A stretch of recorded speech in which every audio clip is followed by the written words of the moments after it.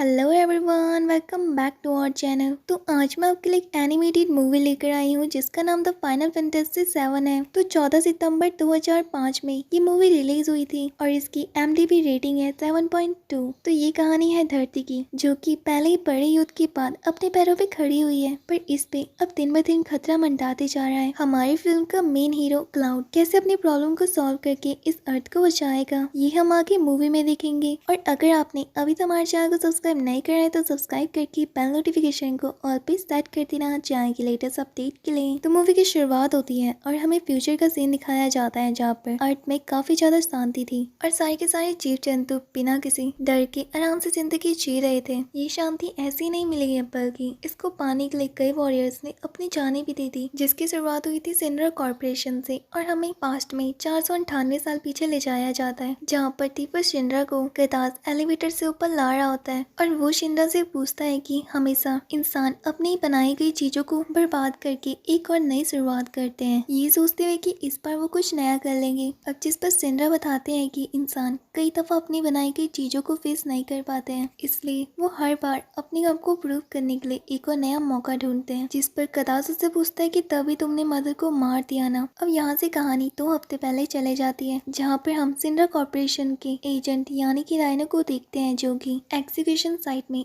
अपने लोगों को रेस्क्यू करने के लिए आया होता है। पर लेकिन जब वो नीचे जा ही रहा होता है, तभी एग्जीक्यूशन साइट में फायरिंग होने लग जाती है, जिस कारण राइनो वहाँ से निकल जाता है। अब सिंड्रा कॉर्पोरेशन साइट के लोगों को पता भी नहीं था कि एजेंट्स वहाँ से निकल पाए या फिर नहीं। अब हमें सिंड्रा कॉर्पोरेशन के बारे में बताया जाता है, जैसे कि अर्थ में लाइव स्ट्रीम है, जो कि सारे जीव जंतु को एक नई जिंदगी देती है। और इसी चीज पर एक्सपेरिमेंट करते हुए सिंड्रा कॉर्पोरेशन ने लाइव स्ट्रीम को एनर्जी में कन्वर्ट करने का रास्ता निकाल दिया, जिससे कि लोगों का काम अब काफी ज्यादा आसान होने लगा। पर लेकिन कई लोगों का ये भी मानना था कि सिंड्रा कॉर्पोरेशन जो भी कर रही है उनके वजह से इस अर्थ से एक दिन लाइव स्ट्रीम निकल जाएगा और अब सारे के सारे लोग सिंड्रा कॉर्पोरेशन के खिलाफ होने लगे। अपने कॉर्पोरेशन को गिरता देख उन्होंने अपने सोल्जर्स बनाना तैयार कर दिया और उनके अंदर जिनोवा के सेल्स डाल दिए, अपना बचाव करते हुए उन लोगों से जो कि उनसे खिलाफ है। जिनोवा उल्का विंड से आई हुई एक एलियन है, जो कि अर्थ को खत्म करना चाहती थी। लेकिन इस समय जिनोवा सिंड्रा के लैब में है। सिंड्रा के सोल्जर में से एक सोल्जर का नाम था सेफिनॉट, जो कि उन सारे सोल्जर में से सबसे ज्यादा पावरफुल था और हाईली स्किल्ड भी था। लेकिन जब उसे ये पता चला कि सिंड्रा ने उसे काफी एक्सपेरिमेंट के बाद बनाया है, ये जानने के बाद सेफिनॉट को सिंड्रा से काफी ज्यादा नफरत हो गई और उनकी ऑर्गेनाइजेशन में काम करने वाले उन सारे लोगों के साथ, जैसे कि सेफिनॉट के अंदर जिनोवा का सेल था, इसलिए उसने अपने आप को खुद ही डेवलप करा और अर्थ के ऊपर अटैक करना शुरू कर दिया। और उसके अगेंस्ट में सिंड्रा और उनके सोल्जर्स लड़ रहे थे और इस वॉर में लोगों ने अपना बहुत कुछ खो दिया। और अब आया चोजन डे, जिस टाइम पर अर्थ के ऊपर एक उल्का पिन गिरा और धरती ने भी अपने आप को बचाने के लिए लाइव स्ट्रीम का इस्तेमाल करा एज अ वेपन, पर की वजह से पूरी अर्थ में सैडनेस आ गई और सारी चीजें बर्बाद हो गई। अब इस इंसिडेंट के 2 साल बाद पृथ्वी अपने घुटनों में खड़ी है और लोगों ने बहुत कुछ बदल भी दिया, पर इस वॉर की निशानी आज भी इस दुनिया में है। ऐसा जियो सिग्मा एक तरह का वायरस है, जिससे कि कई सारे लोग गुजर रहे हैं और जो भी उस बीमारी से अफेक्टेड है उन सब की काफी दर्दनाक मौत हो जा रही है। लोगों का मानना है कि जियो सिग्मा का सबसे मुख्य कारण सिंड्रा कॉर्पोरेशन है, पर लेकिन अभी तक जियो सिग्मा का कोई भी इलाज नहीं मिला है और इस बीमारी से कैंसर भी पीड़ित है और उसकी बहन मालिन उसका ख्याल रखती है और वो दोनों की दोनों बच्चे अडॉप्टेड है, जो कि अब टीफा के साथ रहते हैं। टीफा उन सोल्जर में से एक है जिसने की सेफिनॉर को रोकने की कोशिश करी थी। अब हमें दूसरी तरफ क्लाउड दिखाया जाता है, जो कि हमारी मूवी का मेन हीरो है। क्लाउड अभी भी उस इंसिडेंट से बाहर नहीं आया है, इसलिए अब अपने दोस्तों से भी दूर रहने लगा है और तो और टीफा से भी। और हमें यहाँ पर ये भी पता चलता है कि क्लाउड भी जियो सिग्मा से इन्फेक्टेड है, इसलिए क्लाउड आजकल सिटी से बाहर रहकर जियो सिग्मा का इलाज ढूंढ रहा है। और क्लाउड के जाते ही वहाँ पर कदास, नॉस और साजू आ जाते हैं, जिन्हें की मदर यानी जिनोवा के लास्ट एसेस की खोज में है और इसलिए वो क्लाउड के ऊपर अटैक कर देते हैं अपने शैडो क्रिएचर्स के साथ। क्लाउड उन क्रिएचर से लड़ ही रहा होता है, तभी याजू और नॉस उसके डिस्ट्रैक्शन का फायदा उठाकर उसके ऊपर अटैक करने लग जाते हैं और मदर के बारे में उससे पूछते हैं। तभी लड़ते लड़ते क्लाउड का जियो सिग्मा उस पर भारी होने लग जाता है और वो काफी ज्यादा वीक भी हो जाता है, जिस कारण सारे के सारे शैडो क्रिएचर्स उसके ऊपर अटैक करने वाले होते हैं। पर तभी कदास उन्हें अपने पास वापस बुला लेता है और वो दोनों भी वहाँ से निकल जाते हैं। लेकिन क्लाउड को भी कुछ भी समझ में नहीं आ रहा होता है कि कदास ने उसे इतनी जल्दी कैसे छोड़ दिया और इसी सब को जानने के लिए वो एनसीएल हॉल जाता है, जहाँ पर उसकी मुलाकात राइनो और केट के साथ होती है। पर लेकिन क्लाउड उसे बड़ी आसानी से वहाँ से बाहर निकाल डाल देता है। इससे पहले कि उसकी लड़ाई रूट के साथ होती उससे पहले ही रिफ्रा सिंड्रा बीच में आ जाते हैं। क्लाउड सिंड्रा को देखकर काफी ज्यादा शॉक होता है क्योंकि उसने अपनी आंखों के सामने सिंड्रा को स्टेफिनॉर्ड के साथ एक्सप्लोजन में मरते हुए देखा था। सिंड्रा क्लाउड को बताता है कि उस दिन वो कैसे कैसे करके उस एक्सप्लोजन में बच गया था, जैसे कि ये सब कुछ सिंड्रा कॉर्पोरेशन की वजह से हुआ था, इसलिए मैं ही इन सारी चीजों को ठीक भी करूंगा। अभी पृथ्वी में सबसे बड़ी चीज है जियो सिग्मा, हमें कुछ ना कुछ करके इस बीमारी का इलाज ढूंढना होगा। जियो सिग्मा का मुख्य कारण लाइफ स्ट्रीम की कॉन्सेंट्रेशन को माना जा रहा है, जो कि सरासर गलत है। लाइफ स्ट्रीम तो सेफिनोर इवेंट से पहले भी थी ना, तो पहले ऐसी बीमारी क्यों नहीं आई? इन सब का मुख्य कारण सेफिनोर है, क्योंकि वो लाइव स्ट्रीम के साथ मिक्स हो चुका है और इसी का फायदा उठाते हुए स्टेफिनोर सारे लोगों को इन्फेक्टेड करते जा रहा है। उसके हिसाब से ये तो एक थ्योरी है, पर इसकी पॉसिबिलिटी भी हो सकती है। जियोस्टिग्मा का इलाज सिर्फ और सिर्फ दम में लेकर जब हम पूरा सच जान लेंगे, और उसी सच को जानने के लिए हम एक्सप्लोजन साइट में गए, पर वहाँ पर हमें कुछ भी नहीं मिला क्योंकि कतार और उसके लोगों ने आकर हमारे एजेंट्स को मार डाला और अब वो भी हमारे दुश्मन बन चुके हैं। इन सारी चीजों को खत्म करने के लिए उसे अपने पुराने सोल्डर यानी कि क्लाउड की मदद चाहिए, पर क्लाउड उसे मना करके वहाँ से चले जाता है। अब हमें यहाँ पर पता चलता है कि कदास और वो दोनों की दोनों भी सेफिनोर के अंश है। दूसरी तरफ टीफा और मार्लिन पुराने चर्च में आते हैं, पर लेकिन तभी वहाँ पर उन्हें क्लाउड का सामान दिखता है, जिसको देखकर मार्लिन टीफा से पूछती है कि क्लाउड यहाँ पर रहता है। मार्लिन कहती कि हाँ शायद से, पर वो उसे क्लाउड के सामान को छेड़ने से मना कर देती है। और फिर तभी उन दोनों को वहाँ पर पता चलता है कि क्लाउड भी जियो सिग्मा से इन्फेक्टेड है और यही वो कारण है कि वो उन सब से दूर रहता है। दूसरी तरफ हम सिंड्रा को देखते हैं जिनके ऊपर कदास अटैक कर देता है और फिर सिंड्रा से मदर के बारे में पूछता है, यानी कि जिनोवा के सेल्स के बारे में। सिंड्रा कदास से झूठ बोलता है कि अब जिनोवा उनके पास है ही नहीं, जिस पर कदास उसे उसके 2 एजेंट्स की प्रोफाइल दिखाता है और कहता है कि ये आइडेंटिटी कार्ड उन दोनों का ही है ना, जिसमें कि खून लगा होता है। अब ये सब कुछ देखकर सिंड्रा कदास से पूछता है कि वो ये सब कुछ क्यों कर रहा है। कदास उसे बताता है कि उसे जिनोवा के सेल्स चाहिए, जिससे कि वो अपने आप को डेवलप कर सके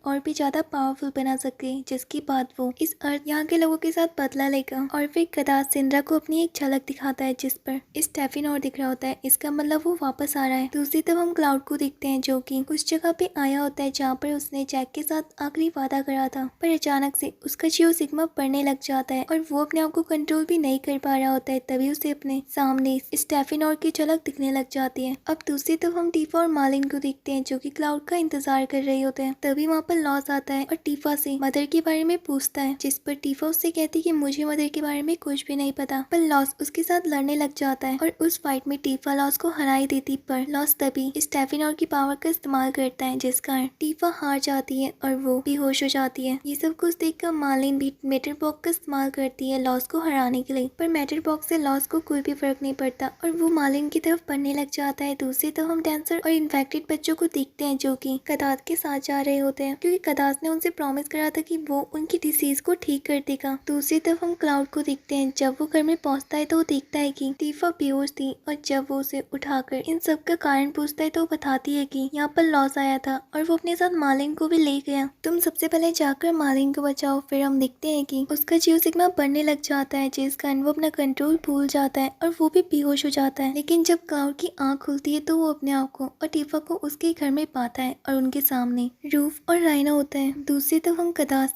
और लॉस को देखते हैं जिन्होंने मैट्रिक तैयार कर लिया था और वो अब याजो का इंतजार कर रहे होते हैं। दूसरी तरफ जब टीफा को होश आता है तो उससे पूछती है कि क्या तुम्हें मार्लिन के बारे में कुछ पता चला, जिस पर क्लाउड उसे बताता है कि मैंने ऑलरेडी रूफ और राइनो को इन्वेस्टिगेट करने के लिए कह रखा है। तब टीफा क्लाउड से उसके जियो सिग्मा के बारे में पूछती है और कहती है कि तुमने हमें क्यों नहीं बताया था कि तुम भी इन्फेक्टेड हो, जिस पर क्लाउड कहता है कि मैं तुम्हें और प्रॉब्लम्स नहीं दे सकता हूँ। तभी रूफ वहाँ पर आता है और कहता है कि हमें पता चल चुका है कि कदास बच्चों को लेकर फॉरगेटन सिटी की तरफ गया है और फिर क्लाउड भी अपनी बाइक लेकर फॉरगेटन सिटी की तरफ निकल जाता है। दूसरी तरफ बच्चों के पहुंचते ही कदास अपना रिचुअल शुरू कर देता है और हीलिंग के नाम पर पानी में जिनोवा सेल छोड़ देता है और उन सारे बच्चों को वो पानी पीने के लिए कहता है, जिस पर वो बच्चे भी वैसा ही करते हैं और उस पानी को पी लेते हैं, जिस कारण अब वो कदास के कंट्रोल में आ जाते हैं। तभी वहाँ पर क्लाउड भी एंट्री लेता है बच्चों को बचाने के लिए और उन सब के साथ लड़ने लग जाता है, पर कदास और उसके साथ ही क्लाउड के ऊपर भारी पड़ जाते हैं, जिस कारण क्लाउड वीक हो जाता है और वहीं पर ही बेहोश हो जाता है और उसके बेहोश होते ही उसका फोन भी पानी में गिर जाता है, जिस कारण अब वो किसी को कांटेक्ट भी नहीं कर सकता था। पर लेकिन तभी वहाँ पर वेलाइन आ जाता है जो कि क्लाउड को लेकर वहाँ से चले जाता है और यहाँ पर रिवील होता है कि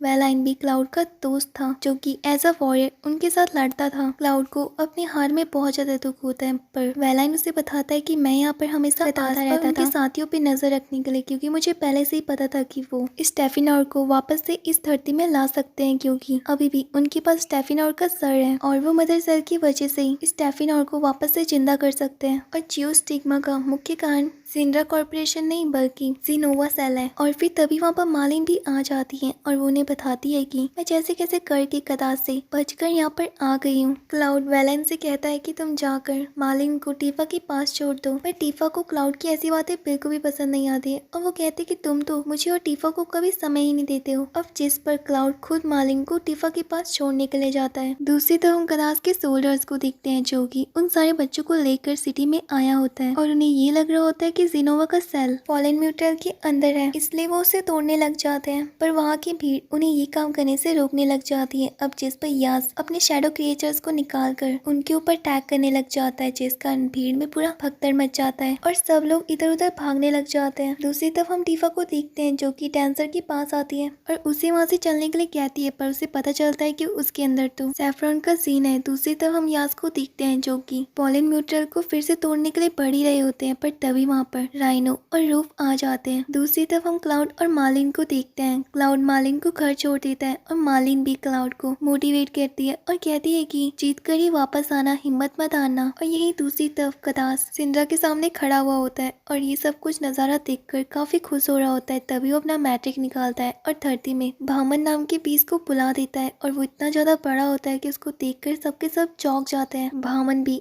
अब म्यूटल को तोड़ने लग जाता है। दूसरी तरफ भामन को देखकर रूफ और राइनो बच्चों को लेकर वहाँ से जाने लगते हैं, पर तभी यास आकर राइनो के ऊपर अटैक करने लग जाता है और उन दोनों की एक दूसरे से लड़ाई होने लग जाती है, जिस पर राइनो और रूफ उन दोनों से जीत जाते हैं। दूसरी तरफ भामन को मैट्रिक के अंदर कुछ भी नहीं मिलता है और वो बहुत ज्यादा गुस्सा हो जाता है। तभी वो टेंसर को खाने ही वाला होता है, बट वहाँ पर पैरेट आकर टेंसर को बचा लेता है और अपनी आर्म मशीन गन्स के साथ भामन के ऊपर अटैक करने लग जाता है। अब भामन बैरेट को खा जाता, उससे पहले ही वहाँ पर यूसी, हायरन और वेरिन भी आ जाते हैं और ये सब के सब सिंड्रा के पुराने वॉरियर्स हैं। तभी भामन से लड़ाई करते करते टीफा घायल हो जाती है और वो नीचे गिर जाती है, जिसके ऊपर अब मल्ला गिरने ही वाला था। और दूसरी तरफ टेंसर के ऊपर 3 क्रिएचर ने अटैक कर दिया था और वो भी उसे मारने ही वाले थे, पर तभी वहाँ पर क्लाउड की एंट्री होती है और वो अपनी तलवार से उन सारे क्रिएचर्स को मार देता है और टीफा को भी मलबा गिरने से बचा लेता है। और अब क्लाउड जाकर भामन से टक्कर की लड़ाई करता है, जिस पर भामन ऊपर आसमान की तरफ जाने लगता है। दूसरी तरफ हम कदास को देखते हैं जिसको ये सब कुछ देखकर काफी मजा आ रहा होता है। तभी सिंड्रा रिवील करता है कि जीनोवा सेल शुरू से उसी के ही पास था और फिर वो उस बॉक्स को बिल्डिंग से नीचे फेंक देता है। ये सब कुछ देखकर कदास को काफी गुस्सा आता है और वो भी सिंड्रा को बिल्डिंग से नीचे गिरा देता है। दूसरी तरफ हम क्लाउड को देखते हैं जो कि बर्मन का पीछा कर रहा होता है और उसे ऊपर जाने के लिए बैरेट की हेल्प चाहिए होती है, जिस पर बैरेट भी उसकी मदद करता है और क्लाउड ऊपर जाकर भामन सिटी के ऊपर एक एक्सप्लोजन करने वाला है, पर वो भी अपनी पूरी मैजिकल पावर के साथ उसे रोकने की कोशिश करता है और फाइनली उसके वो 2 टुकड़े कर देता है, जिस कारण भामन इतनी ऊंचाई से नीचे गिर जाता है और वो वहीं पर ही मर जाता है। दूसरी तो हम कदास को देखते हैं जो कि सिंड्रा के ऊपर अटैक कर देता है और जिस कारण वो भी नीचे गिरने लग जाता है। अब कदास भी उस बॉक्स को बचाने के लिए नीचे कूद जाता है, बट हम देखते हैं कि सिंड्रा उस पे गोली से अटैक कर देता है, जिस कारण उसके अंदर का जीनोवा सेल लीक होने लग जाता है। पर तभी भी कदास उस बॉक्स को बचा लेता है और फिर सिंड्रा को भी उसके एजेंट्स बचा लेते हैं। तभी कदास क्लाउड को उसके पास आता देख वो वहाँ से भाग जाता है और क्लाउड भी उसका पीछा कर रहा होता है। तब वहाँ पर हाई स्पीड फाइटिंग होने लग जाती है हाईवे में। तभी वहाँ पर वो दोनों की दोनों भी आ जाते हैं और वो क्लाउड को भटकाने लगते हैं, पर तभी वहाँ पर राइनो और रूफ भी एंट्री लेते हैं और उन दोनों की तरफ बम फेंक देते हैं, जिस कारण वहाँ पर ब्लास्ट हो जाता है और वो दोनों के दोनों पीछे ही छूट जाते हैं। अब क्लाउड कदास को पकड़ने वाला होता है, पर तभी वहाँ पर ब्रिज खत्म हो जाता है और वो दोनों की दोनों डिस्ट्रॉय सिटी की तरफ बढ़ने लग जाते हैं, जहाँ पर क्लाउड कदास को पकड़ ही लेता है और उसके बॉक्स के ऊपर अटैक कर देता है, जिस कारण उसका बॉक्स और भी ज्यादा डैमेज हो जाता है। पर लेकिन कदास वहाँ से निकल के सीधा चर्च की तरफ आ जाता है और जब वो वहाँ पर आकर उस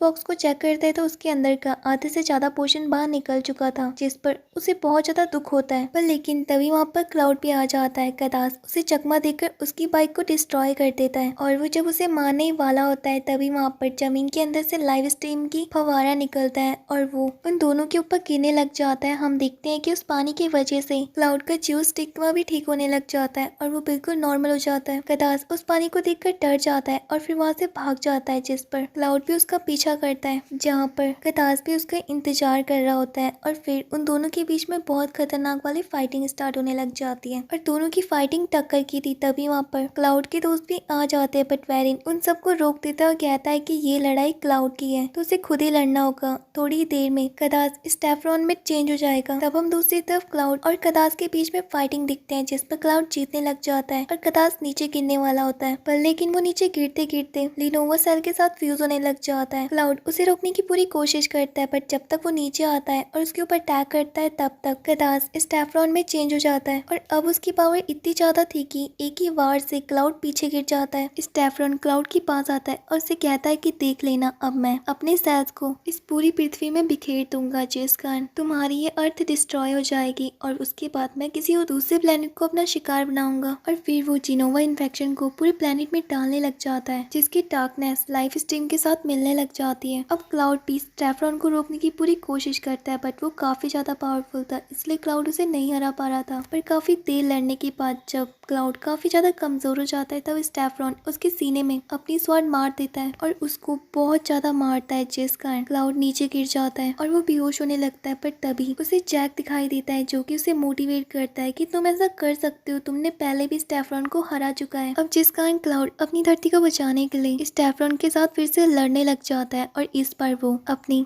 मैजिकल स्वॉर्ड का इस्तेमाल करके स्टेफ्रॉन को हरा देता है और स्टेफ्रॉन कुछ भी नहीं कर पाता है और वो वीक होके नीचे गिर जाता है और कदास में चेंज हो जाता है। लेकिन तभी धरती की लाइफ स्ट्रीम बारिश बनकर जमीन में आने लग जाती है, जिस वजह से कदास की चेन वहां से चले जाती है और वो बारिश पूरी प्लेनेट में हो रही होती है, जिस कारण जियोस्टिग्मा से गुजरने वाले वो सारे के सारे लोग ठीक होने लग जाते हैं। दूसरी तरफ हम क्लाउड को देखते हैं, जो कि खड़ा हो ही रहा होता है, पर तभी वहाँ पर यस और लाजो आकर उसकी तरफ गोली चला देते हैं, जिस कारण क्लाउड और भी ज्यादा घायल हो जाता है। पर लेकिन वो दोनों के ऊपर अटैक कर देता है, जिस कारण वहाँ पर बहुत बड़ा एक्सप्लोजन हो जाता है। दूसरी तरफ हम डांसर को देखते हैं, जिनको फोन आया होता है कि वो जल्दी से जल्दी चर्च में आ जाए उन सारे बच्चों को लेकर। लेकिन जब दूसरी तरफ क्लाउड की आंख खुलती है तो वो अपने आप को चर्च के अंदर पाता है, लाइव स्ट्रीम के पानी के सामने, जहाँ पर सबके सब उसी के उठने का इंतजार कर रहे थे। तब क्लाउड डांसर को पानी में बुलाता है और उसके सर के ऊपर लाइव स्ट्रीम का पानी डालता है, जिस कारण डांसर की डिसीज गायब हो जाती है और उसका जियोसिग्मा भी ठीक हो जाता है। ये सब कुछ देखकर सारे के सारे लोग काफी खुश होते हैं और सबके सब बच्चे पानी की तरफ कूद जाते हैं। लेकिन तभी क्लाउड को चर्च के गेट के सामने अपनी दोस्त एरिथ और जैक दिखते हैं, जो कि उसे गुड बाय कह रहे होते हैं। तब क्लाउड भी ये रियलाइज करता है कि वो